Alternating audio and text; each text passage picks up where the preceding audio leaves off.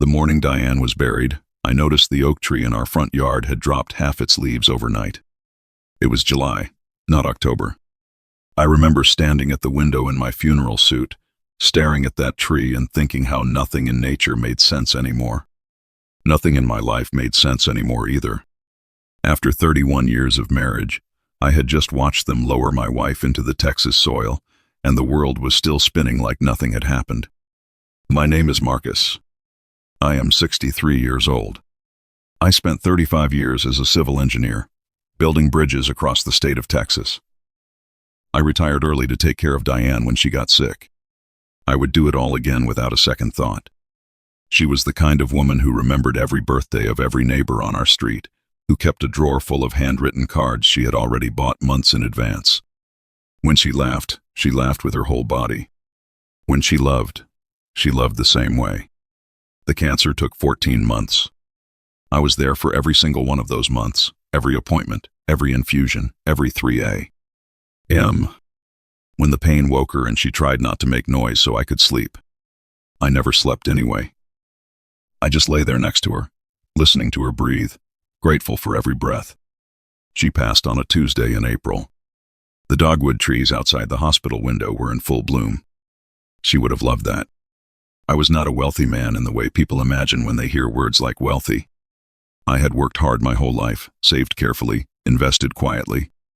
Diane and I had built something modest and real. Our house in Austin was paid off. I had a life insurance policy, $1.5 million, that we had purchased together years ago when our kids were still young. I also had a retirement account, some stock holdings, and the proceeds from a small commercial property I had sold 2 years before Diane got sick.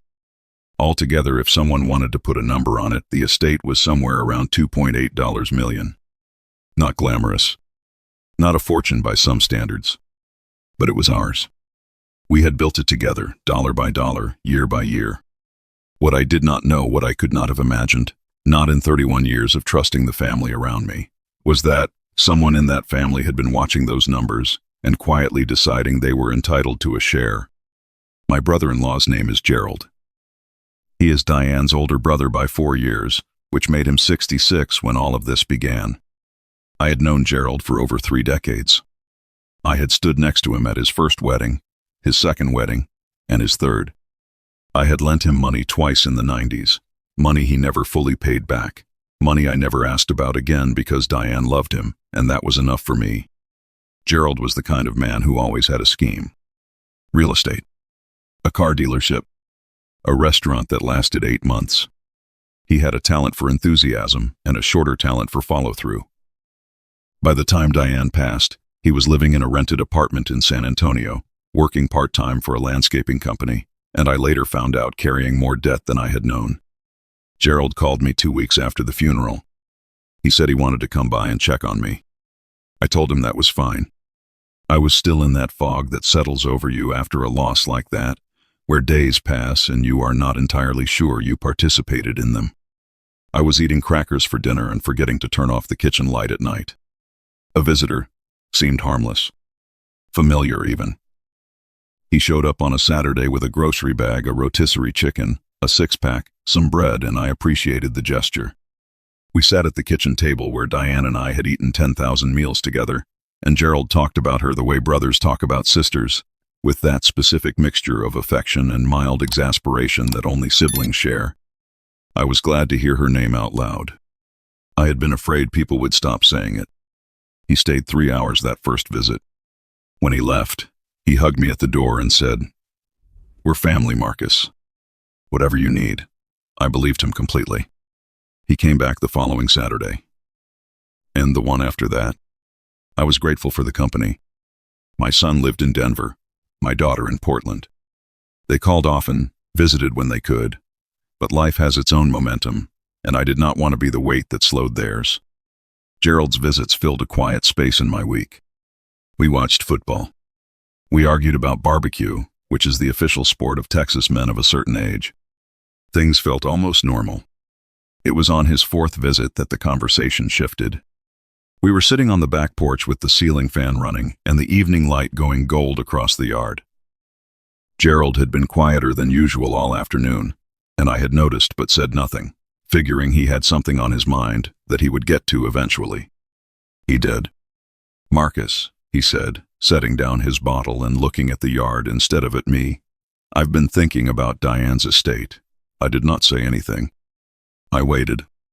"You know, she always wanted family taken care of," he said. "That was just who she was." "I know who she was," I said. He nodded slowly, like he was choosing his words the way you choose your footing on uneven ground. "She talked to me, you know, toward the end, about how she wanted things handled." He paused. "About wanting to make sure I was okay." I looked at him then. "What are you saying, Gerald?" He reached into the inside pocket of his jacket. He had worn a jacket, I realized, which he never usually did on porch evenings, and he pulled out a folded document. He set it on the table between us and smoothed it with his palm like it was something fragile. "Diane wrote this out," he said, "a few weeks before she passed. She wanted me to have a share of the estate. We talked about it, and she wrote it down. Signed it herself. I did not pick up the document. I sat very still and looked at the handwriting through the folded crease. Something moved through my chest, something quiet and cold, like a draft under a door in winter. "She signed it," I said. "Yes." I picked up the document. I read it carefully. It was a handwritten letter, less than a page, on plain white paper. It said that Diane wished for Gerald to receive 40% of the marital estate upon her death. It was signed at the bottom in handwriting that looked something like my wife's signature, but not quite right in the curves. Diane had always made a small loop in the D of her name. This signature had no loop. I set the document back on the table. I said, "Gerald, my wife had a formal will. It was prepared by an estate attorney and signed in his office with 2 witnesses. I have a copy. My attorney has the original." I looked at him steadily. "This letter doesn't change that." Gerald's jaw tightened. "That will was made before she got sick. She changed her mind. She told me. She told me a lot of things too," I said. "Right up until 2 weeks before she passed, when she could still talk. She never mentioned this." He leaned forward. "You weren't there for every conversation, Marcus. It was such an odd thing to say. I had barely left the house for 14 months. I was there for nearly all of it. But I did not argue with him right then. I told him I needed to think, and I asked him to go home. And he did, but not before he said very quietly, the way people say things they want to sound reasonable but are actually threatening, 'I'd hate for this to go to lawyers, Marcus. That gets ugly for everybody.' After he left, I sat on that porch for a long time, while the sky went dark. The oak tree in the front yard, the one that had shed its leaves on the day of the funeral, was visible from the side gate. I thought about Diane. I thought about the kind of woman she was, how careful she was, how deliberate she was about everything that mattered. And then I thought about something she had said to me 6 months before she passed. I had nearly forgotten it, or maybe I had filed it away somewhere without fully understanding it at the time. We had been sitting in the sunroom after one of her infusions, and she was tired but lucid, and she had reached over and put her hand on mine and said, "Marcus, I need you to know something. Whatever happens after I'm gone, everything I've said that matters, I've made sure someone else heard it too." I had thought she was talking about the will, about the attorney. Now I was not so sure. I went inside and I called my attorney, a man named Robert, who had handled our estate planning for 15 years. I told him what had happened. He listened without interrupting. When I finished, he said, "Bring the document to my office Monday morning and let me take a look at it." Then he said, "Marcus, did Diane ever mention making any secondary recordings or separate communications through my office in her final months?" I told him I did not know. There was a brief pause, and then Robert said, "Let me check something and call you back." He called me back 40 minutes later. He told me to sit down. I told him I was already sitting. He said that 3 months before Diane died, she had come to his office alone, during one of the weeks I had been in Houston for a medical equipment consultation that she had quietly insisted I attend, despite not wanting to leave her. She had come to Robert's office without telling me. She had spent 2 hours there, and she had left something in his care, a sealed envelope with my name on it, and a recording. She had told Robert to hold both until a time when I needed them. She had known. She had known that Gerald might do something like this. She had known it months before she died, and she had said nothing to me because she did not want me to spend her last months angry and watchful. She had handled it herself, the way she handled everything quietly, with total precision, with love. I did not sleep that night. I sat in our bedroom with the lamp on, and I thought about my wife and the way she had loved me, not just in the loud moments but in all the invisible ones, the planning, the protecting, the thinking 3 steps ahead so I would not have to. I cried for a long time. But by morning, I was steady. Robert's office was in downtown Austin, a 10-minute drive from the house. I was there when they unlocked the front door at 8 o'clock Monday morning. Robert brought me into his office and set 2 things on his desk. A sealed letter with my name written in Diane's handwriting. She had made the D with a small loop, the way she always did. And a USB drive. He gave me privacy. I opened the letter first. I will not share everything Diane wrote in that letter, because some of it belongs only to me, and I will carry it for the rest of my life. But I will tell you what was relevant. She wrote that in the last year of her life, her brother Gerald had approached her 3 separate times asking for money, each time with a different story, each time more urgent than the last. She had given him a small amount once, early on, before she understood what was happening. When she said no the second time, Gerald had told her that he would contest any will that excluded him, that he had ways of making things difficult, and that she owed him for things that went back to their childhood, things he named specifically in ways that were manipulative and untrue. She had stopped answering his calls after that.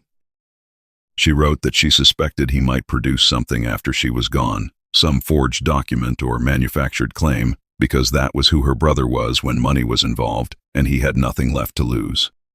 She wrote that she had asked Robert to record her statement about Gerald's conduct and to prepare a sworn affidavit that she signed and notarized, detailing every one of his approaches, every specific request, every threat he had made. She had done this while she was of sound mind, on a date documented by Robert's office, with a witness present. She wrote, near the end of the letter, "Marcus, if you are reading this, something went wrong on Gerald's end. Not yours. Never yours. Do what needs to be done and don't feel guilty for a single minute of it. I already handled the guilt for both of us. I sat with that for a while. Then I called Robert back into the office and told him we needed to talk to Gerald. Robert sent a certified letter to Gerald's San Antonio address within the week. It was formal and precise. It informed him that the handwritten document he had presented was being examined, that Diane had prepared a sworn affidavit regarding his conduct prior to her death, that the affidavit had been notarized and witnessed and was dated 4 months before her passing, and that any legal challenge to the existing estate would be met with a full submission of that affidavit, along with the documentation of Gerald's prior requests for money and the recorded statement Diane had made in Robert's office. The letter also noted, carefully, that submitting a forged document in an estate proceeding is a criminal matter under Texas law, and that while no action had been filed yet, the preservation of all evidence was ongoing. Robert told me to expect a few weeks before we heard anything. We heard back in 9 days. Gerald's response came through a public legal aid attorney. Gerald could not afford private representation, and it was 2 paragraphs long. It withdrew the claim. It said that Gerald had misunderstood the nature of his conversations with Diane and had mistakenly believed the document represented her wishes. It expressed regret for any confusion. I read it at the kitchen table on a Thursday evening with a cup of coffee Diane would have told me was too strong. I read it twice. Then I set it down and looked out the window at the backyard. The oak tree had grown back all its leaves by then. It was full and green and completely itself again. I had not spoken to Gerald since the evening on the porch. I do not know if I will again. There is a version of this story where I feel sorrow about that, where I mourn the loss of the last connection to Diane's family. I have sat with that version. But when I sit with the other version, the one where he sat across from me at the table where she used to read her Sunday paper and slid a forged document in her handwriting across to me, banking on the idea that I was too old or too grieved or too alone to fight back, I find I do not have much room for that sorrow yet. Maybe I will someday. My son flew down from Denver when I told him everything. He sat at the same table and I watched his face cycle through about 7 different emotions over the course of an hour. He is 34 years old and still has the expressions of someone who has not yet accepted that people can be genuinely disappointing. I hope he keeps that for a while longer. I could not quite explain to him that his mother had known this was coming and had already answered it without crying. So I handed him Diane's letter and walked out to the backyard while he read it. When he came out 10 minutes later, his eyes were red. He did not say anything for a while. We just stood there looking at the yard. Eventually he said, "She really planned everything, didn't she?" I said yes. He said, "Even the stuff she knew would hurt you." I said, "Especially that." My daughter called from Portland when my son told her. She was furious in the particular way my daughter is furious, which is very focused and very loud. She wanted to know if Gerald was going to be charged. I told her that was between Robert and the relevant authorities, and that I had made my peace with whatever happened. She did not make her peace quite as quickly, which I understand. She was closer to Diane than anyone other than me, and she carries that grief in a louder way than I do. I let her be loud. It was the right response. Robert applied the estate through probate without any further challenges. Gerald filed nothing. I received everything Diane and I had built together, intact, the way she had intended. In October, 6 months after Diane passed, I drove to the cemetery on a Tuesday morning, the same day of the week she had died. The trees there were finally doing what Texas trees do in the fall, turning slow and late and not particularly dramatic, because Texas autumns are not the kind you see in New England photographs. They are quieter, more private. Diane always liked that about them. I sat by her grave for about an hour. I told her about Gerald's letter, the withdrawal, the way Robert had handled things. I told her that the house still smelled like her sometimes when I came in from outside on cold mornings, that particular smell of her shampoo that I could not identify but could not mistake. I told her that I had finally gotten around to mowing the lawn properly, which made me feel she would have something to say about the timing. I told her I found the card she had left in my winter coat pocket, not a note, not a letter, just one of those small cards she kept in the drawer, the ones she bought months in advance. This one had a picture of a cardinal on the front, which she knew I liked, and inside it said only, "I love you, Marcus. Don't be lonely for too long." It was dated the previous January, when she could still hold a pen. I have carried that card in my wallet since I found it. I do not intend to stop. There is something I have thought about often in the months since all of this happened, something I come back to when I am sitting on the back porch in the evening watching the light change. It is not about Gerald. Gerald is a man who let fear and debt and whatever unresolved thing he carried from his childhood turn him into someone who would dishonor his dead sister for 40% of a number on a balance sheet. That is its own kind of tragedy, and I am not the person to resolve it for him. What I come back to is Diane.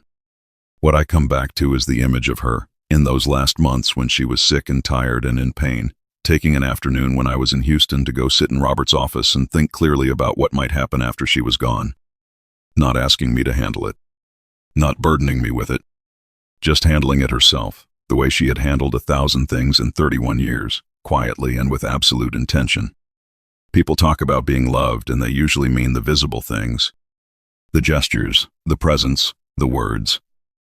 Diane was all of those things. But she was also this. She was the card in my winter coat pocket. She was the sealed envelope in Robert's desk. She was the sworn affidavit with the notary stamp and the date and her signature with the small loop in the D. She loved me in all the ways that could be seen, and she loved me in all the ways that could not. I will spend the rest of my life being grateful for both. My son called last Sunday and asked how I was doing, the way he does every Sunday now, and I told him I was fine, which was more true than it has been in a while. The oak tree in the front yard is full again. I have started drinking my coffee on the porch in the mornings instead of standing at the kitchen window, which feels like some small form of progress. Robert tells me everything with the estate has been closed and settled and clean. Gerald, from what I understand through a mutual acquaintance, is still in San Antonio, still working for the landscaping company. I do not know what he makes of all of it now, whether he thinks about his sister, whether he feels the specific kind of shame that comes from knowing you tried to steal from someone who only ever tried to take care of you. That is between him and whatever he carries to bed every night. I am not carrying it. My wife made sure of that.